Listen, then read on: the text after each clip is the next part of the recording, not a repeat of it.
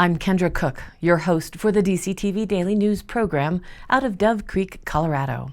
The Dolores County Broadcasting Network is the producer of DCTV with support from the Southwest Colorado TV Translator Association. That's the Special District Association responsible for bringing the area free-to-access TV stations over the air by antenna. This is a community TV station, so if there's a news story or event information that you would like to share, contact us at 970-677-4119.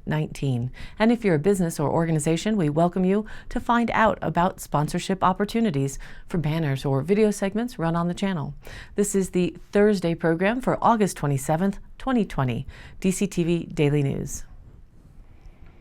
The Durango Herald updated on the CDOT road work construction coming up in our area. Several La Plata County roads are set for repairs over the next 2 weeks. Starting on Monday, the county's road and bridge crew begins chip and seal projects on 1.25 miles of County Road 509 and 2 miles of County Road 309A near Durango and La Plata County Airport. On Tuesday, crews begin work on a mile of County Road 205, and on Wednesday, a project to tackle 7 miles of La Posta Road, County Road 213, starting at the intersection of U.S. Highway 550. On August 31st, another project to chip and seal 2 miles of County Road 142 began. All work is estimated to be completed by next week, September 2nd, the county said in their news release. Work will occur from 7 a.m. to 5:30 p.m., and traffic will be reduced to 1 lane while work is in progress. A pilot car will guide vehicles through work zones, and delays of up to 20 minutes should be expected.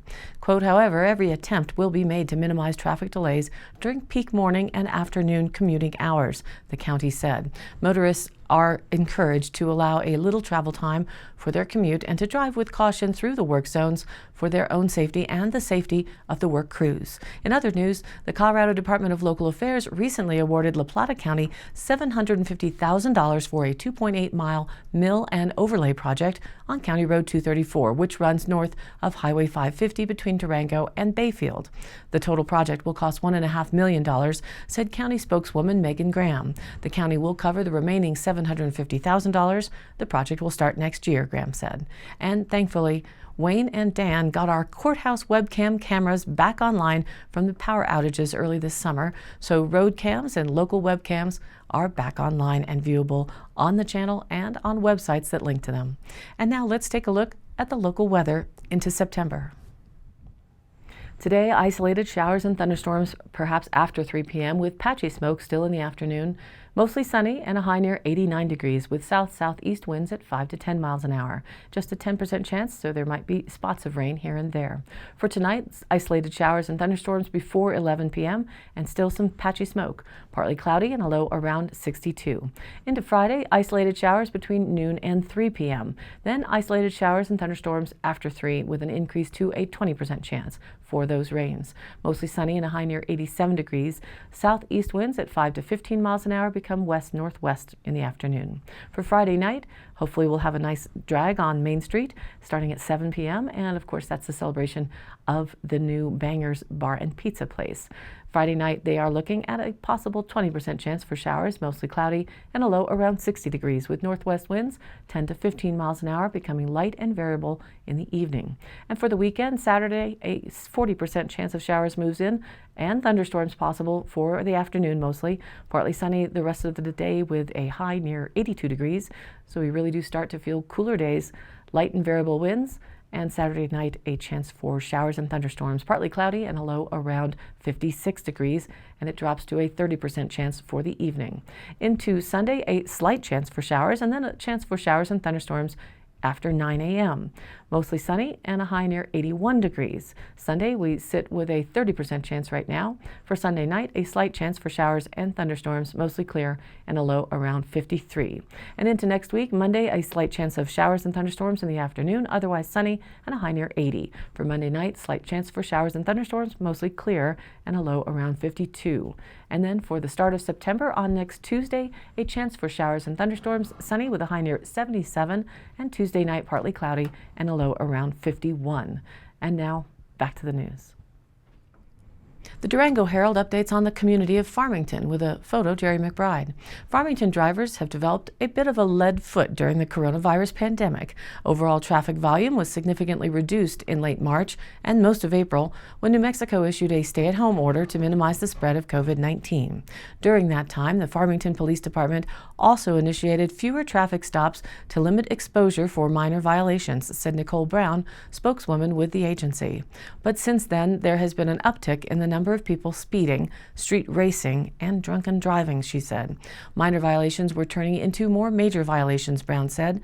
Since then, Farmington police have stepped up traffic enforcement.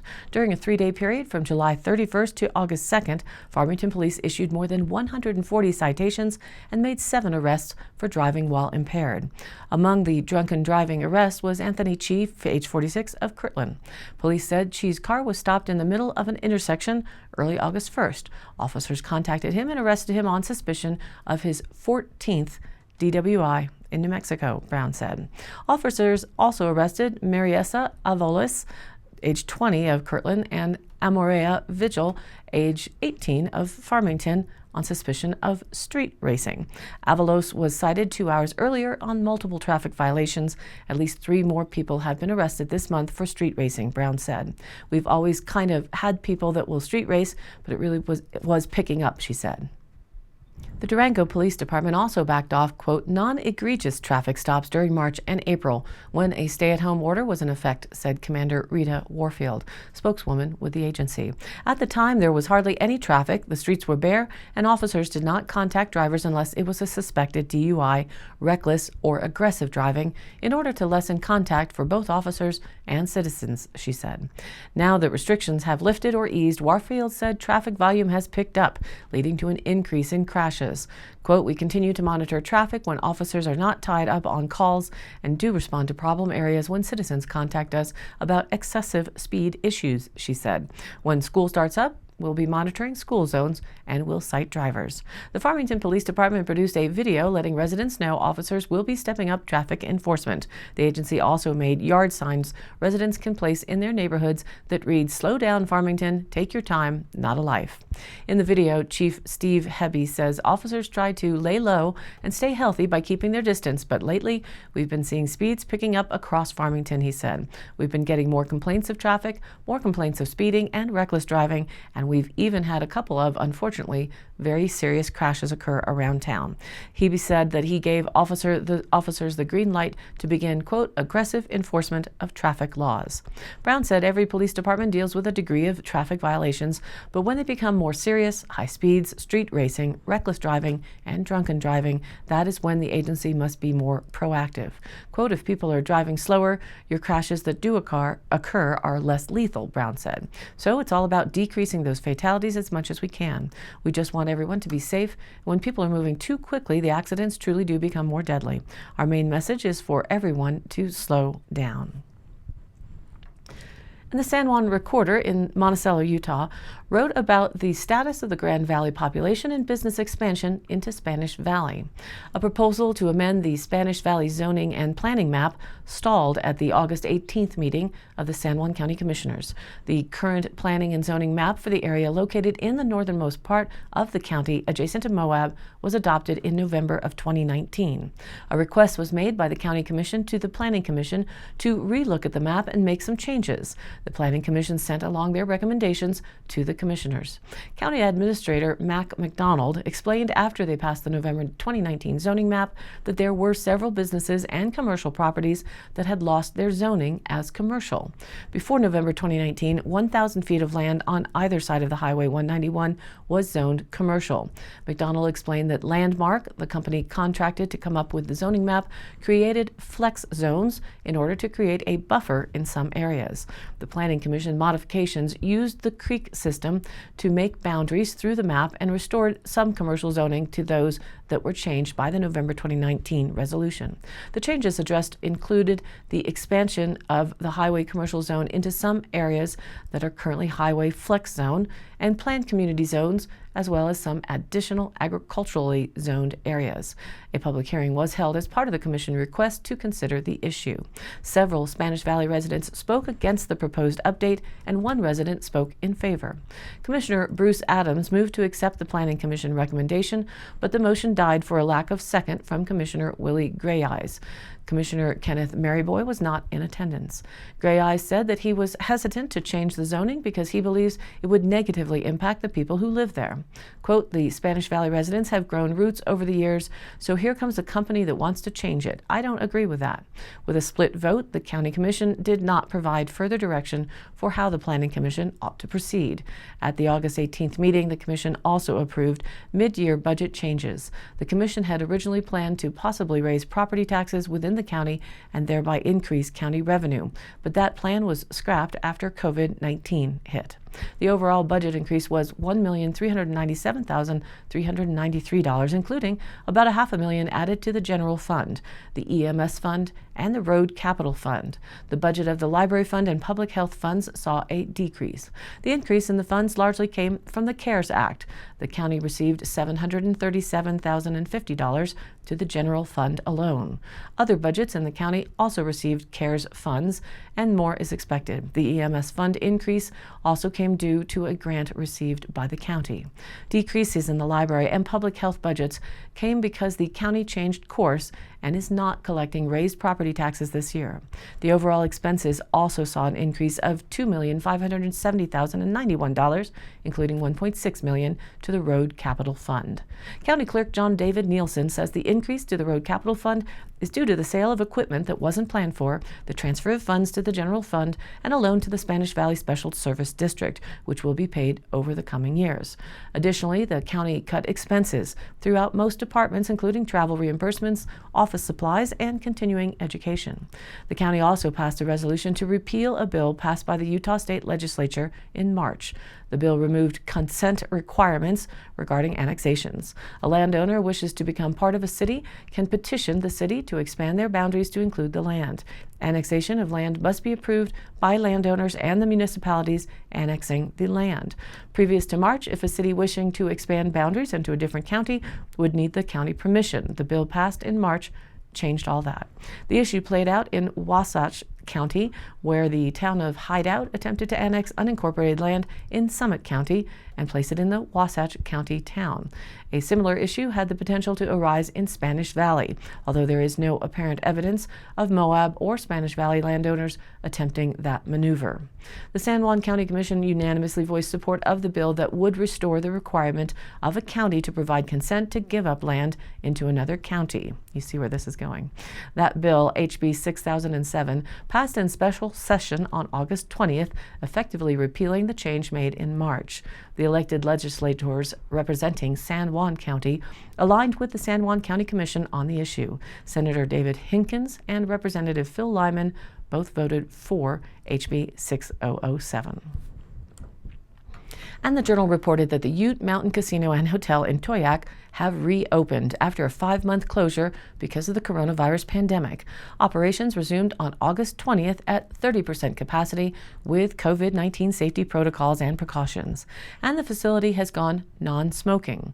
Kuchu's restaurant has been revamped, gaming venues were improved, and a sports betting facility will open soon. Quote, "As we look forward to a warm welcome, the safety of the tribal members, guests, and our team members remain our top priority," said General Manager Rick Shear.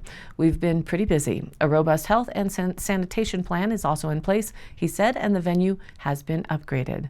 During the closure, about 130 of the 400 employees were retained to sanitize the casino building and equipment, Shear said. With the reopening, staff is back up to 400. During the shutdown, laid-off employees were given paid furlough. All staff received training on COVID-19 safety and sanitation protocols, Shear said, with more comprehensive training for team members that are in frequent contact with guests. Guests and staff must wear appropriate double-layer masks and advised to practice 6 feet physical distance. Scarves and bandanas are not allowed to be used as masks. The casino will provide masks to the guests if needed.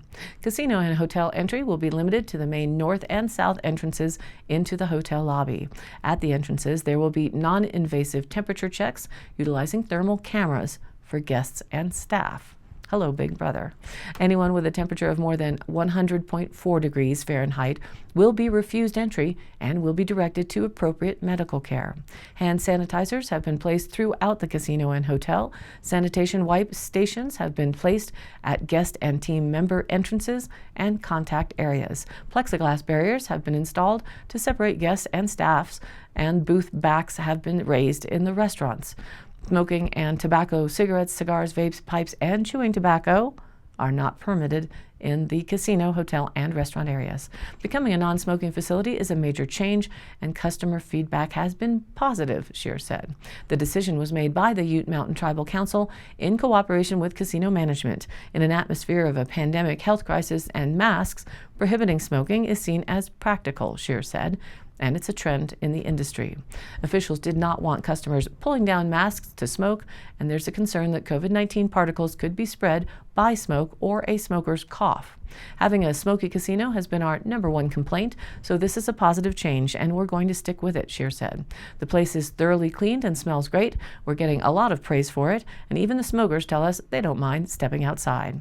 The clean air is good for business too, he said, attracting new customers. The sovereign nation status of Colorado's Ute Mountain and Southern Ute reservations makes the casino exempt from the Colorado Indoor Smoking Act, which bans indoor smoking. In other changes at the casino, the Players Club was relocated and upgraded, and several other improvement projects were completed. Led by executive chef Charles Goulas, Kuchu's restaurant has been reimagined and reconfigured to follow all social distancing guidelines provided by the Centers for Disease Control and Prevention. Capacity is limited to 90 guests, down from 150, and guests are seated spread out. The restaurant has a new menu featuring American classics, Southwest favorites, and traditional barbecue. Additionally, the highly anticipated Ute Mountain Sportsbook will start up at the casino in the fall. Sports betting was legalized in Colorado when voters approved Proposition DD in November 2019. Scheer said a tentative opening date for the sports betting venue is late September. Sports will be aired on a 98-inch television and on 13 55-inch screens. A ticker along the walls will show betting updates. And I post up page links and stories and additional interests and notices on our Facebook page, which is DCTV Daily News, where you can also watch the program replay along with news links and stories of local interest. And you too can share other events or news there and join in on the conversation. This is your local community TV station, so if you have something that you would like to share, contact us by email at dcbnnews@gmail.com or call 970-677-4119.